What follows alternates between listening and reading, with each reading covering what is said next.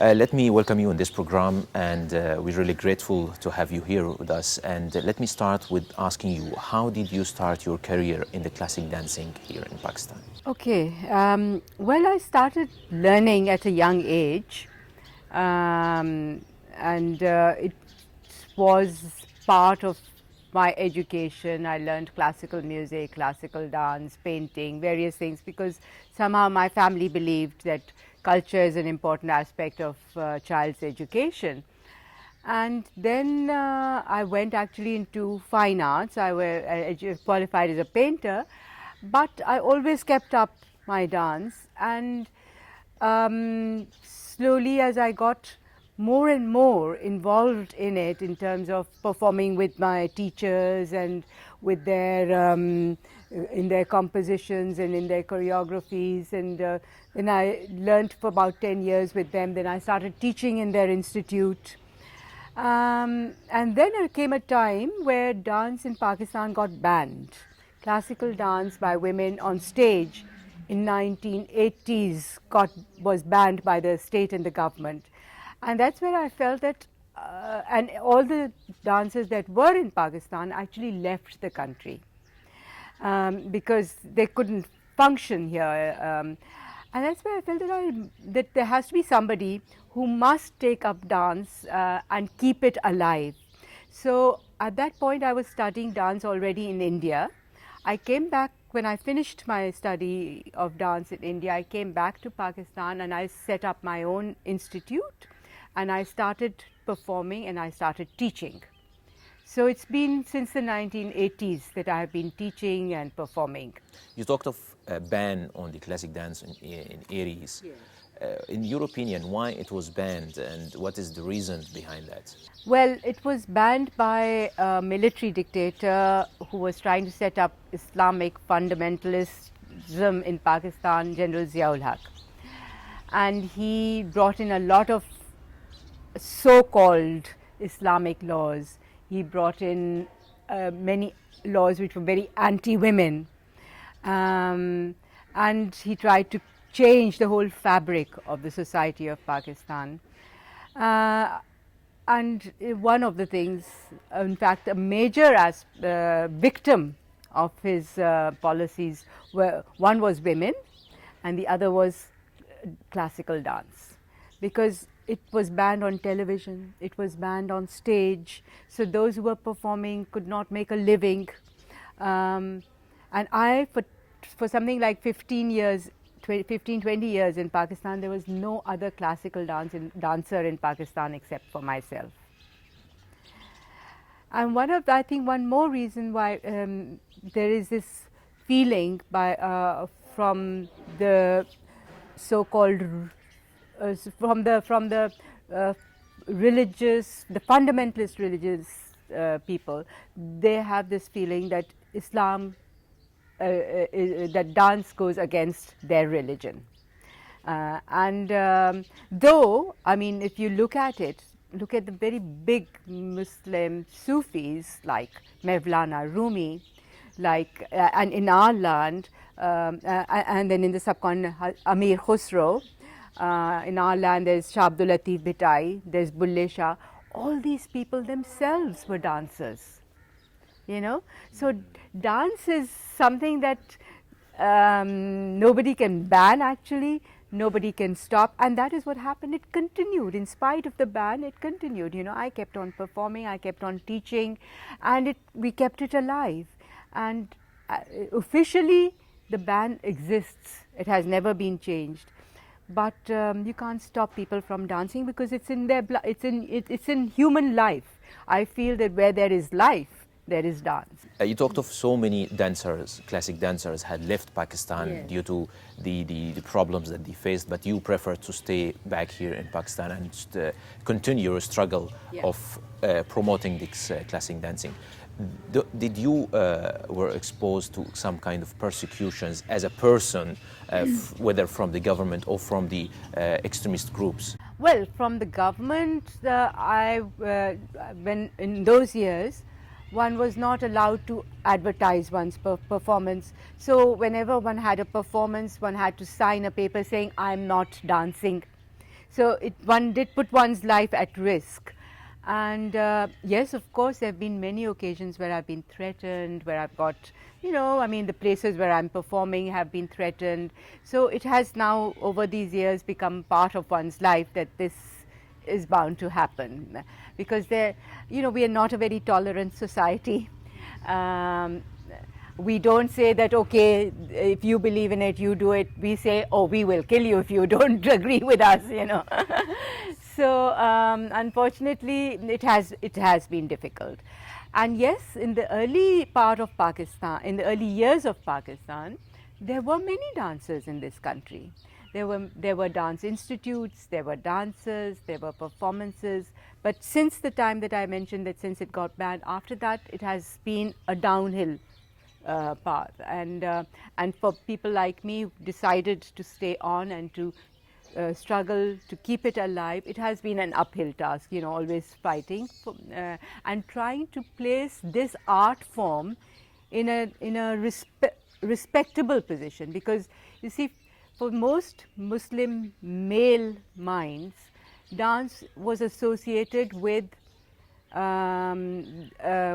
prostitution almost, because they only knew one form of dance, and that is where a woman would dance for titillation, for male pleasure, while the classical dance of the subcontinent is, as you know, one of the most profound art forms all over the world. I mean, it's so deep and so wide and so developed and so elaborate and so rich that it's, anywhere in the world you can't find such a great dance form. But it has not, since it has not had exposure, people don't know what it is like. Because, exposure needs to come from television. It needs to come from larger functions where a large number of people can watch. You talked of the difficulties you faced while promoting the classic dancer in Pakistan, but can you tell us what is the difference between the classic dancing and where it stands in a comparison with the wave of new dancing and the discos and all these things? How do you attract people to come and see, how you convince them to see the classic dance and not to go to the other dance? Right. No, I'm not saying people should not go to the other dance. I think in every society there are different types of all arts, whether there's a popular film and there's a serious classical film, there's popular theatre and there's serious theatre. So in the same way, I personally feel that, there can be all kinds of dancing which should be allowed, and people should choose what they want. What my concern is that the classical form is not given any importance in our society. Well, you see, the pop forms will always be there and people will always go to them. The classical forms need support. They need support from state, they need support from government, they need support from philanthropic societies who will fund it, who bring the performances to the people. So,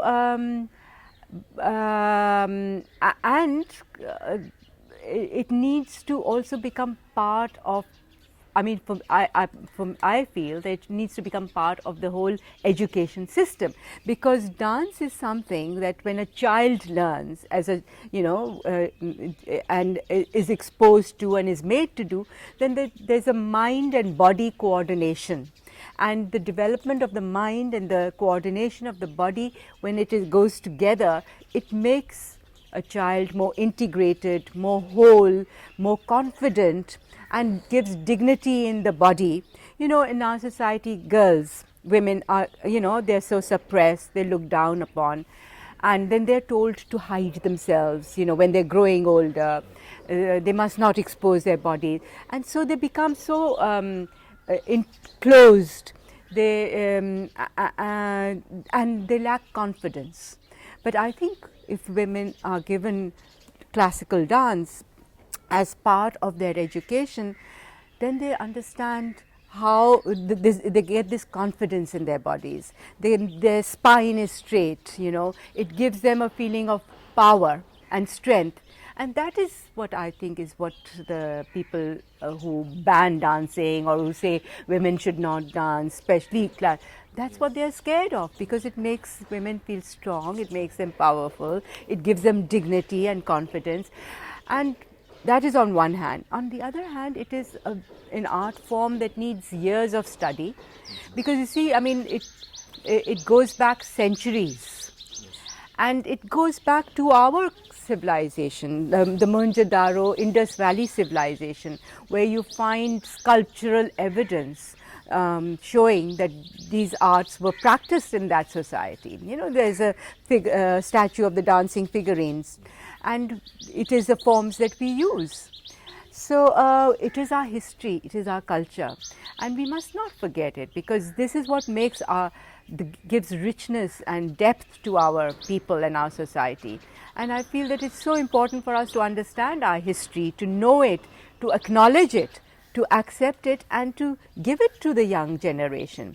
Because for something new to evolve, you have to understand your background and your history. Then only something new can come out of it. In your opinion, what's the government positions, or what's the measure that has been taken by the present government or previous governments to help in promoting the classic dancing? Well, I'm sad to say that in Pakistan, no government has promoted classical dance. In fact, I feel that culture as a whole has really not been, you know, brought out and exposed and furthered in our society, which it should, because I think culture is such an important aspect of the society. But we have not given it enough importance. And I think that one of, you know, if you look at Pakistani society, it has become aggressive.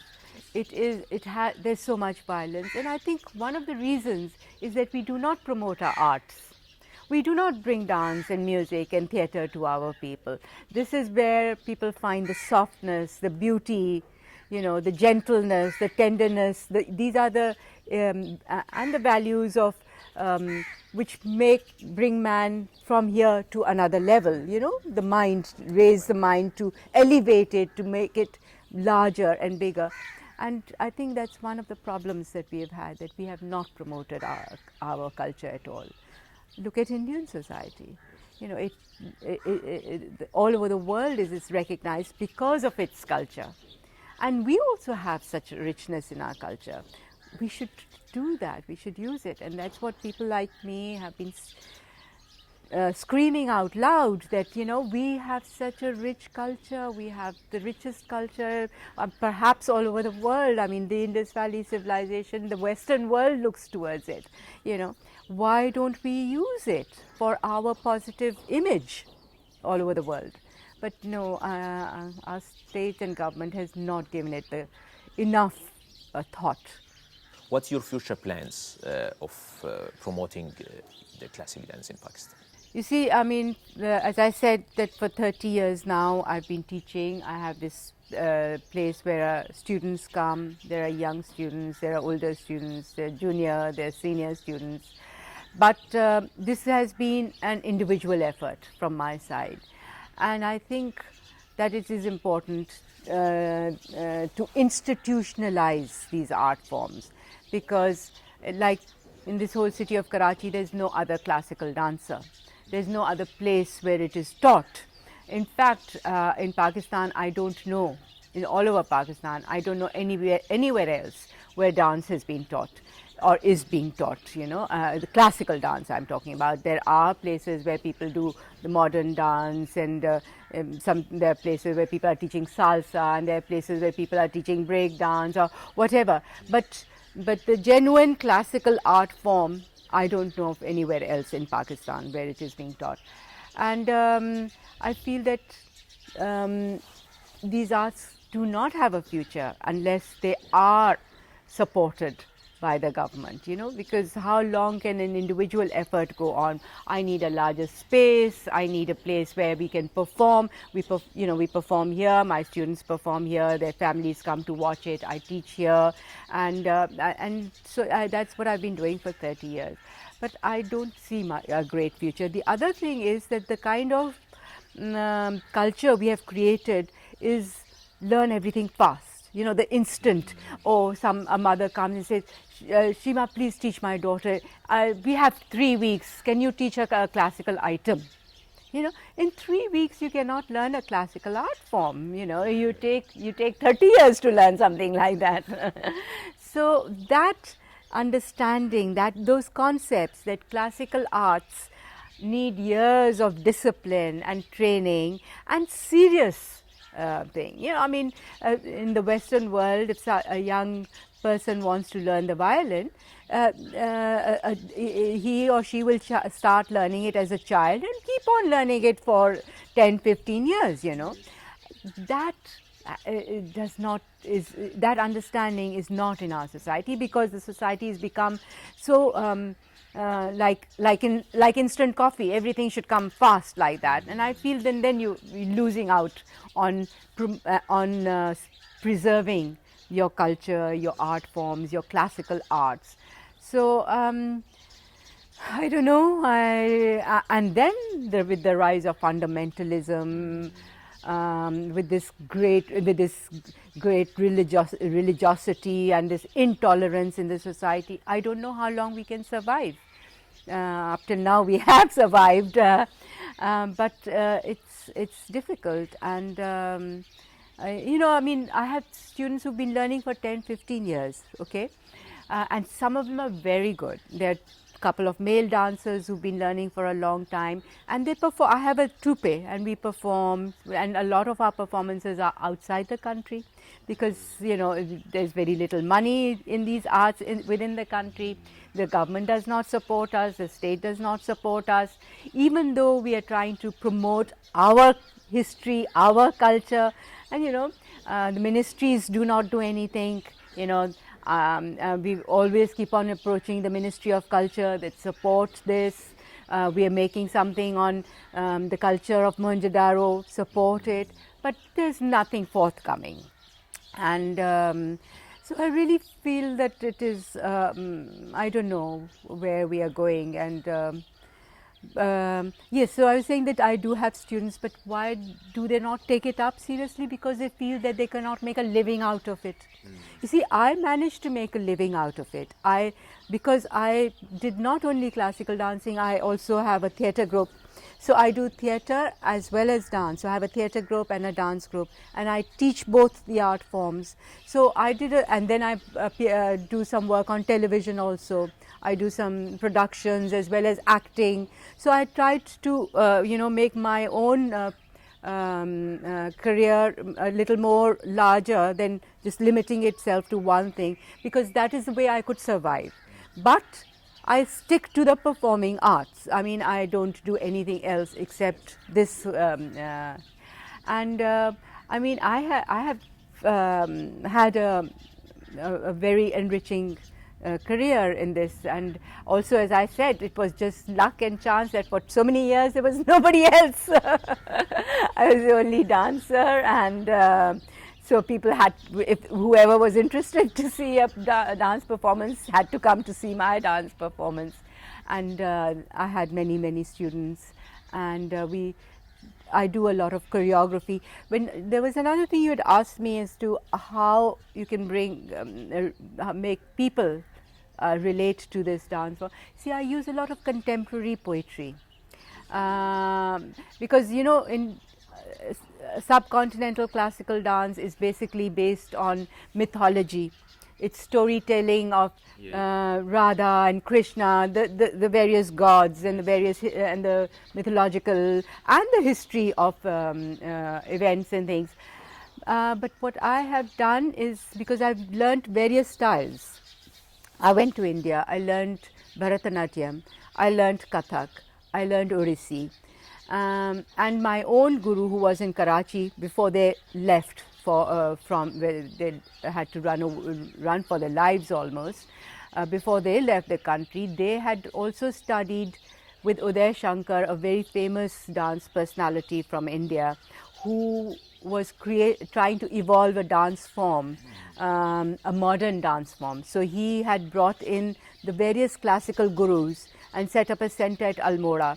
So my teachers had been at that center, and so they had also learnt various forms. So they taught us that form. So what was very interesting for me is that I learnt Bharatanatyam, I learnt Kathak, I learnt Odissi, I learnt bits of what is called Kathakali, Manipuri, and so because my journey is to try and develop an art form, a dance form, which perhaps we can say is a Pakistani dance form, you know, because everyone says, oh, this is Indian dance form. Yes. And so I use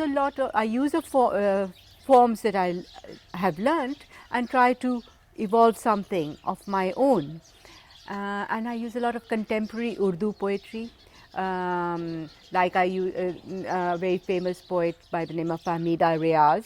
I use a lot of her writings to choreograph on. I work on poetry of Faiz Ahmed Faiz. And of course, the old classical poets are there, and I've done choreography on Amir Khusro and Rumi and Rabindranath Tagore, and you know, so that people can relate to it and understand it. Sometimes I put it in English, where I felt my audience understands only English. Then I have used poetry in English.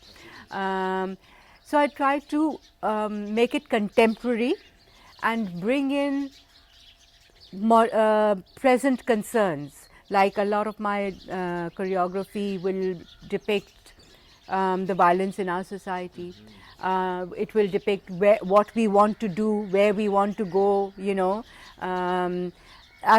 So that is how I bring it, make it relevant also, using the forms that I know, but because my own thinking is, perhaps one can say I'm a political person in that sense, that I have a view that the role of the artist in society is something that, and I want to make it relevant and meaningful. You want to reflect the problems of the society into interpreting it into classic dancing. Right, Yes. right. Thank you very much for this interview, Sheema, for these things. Thank you very much.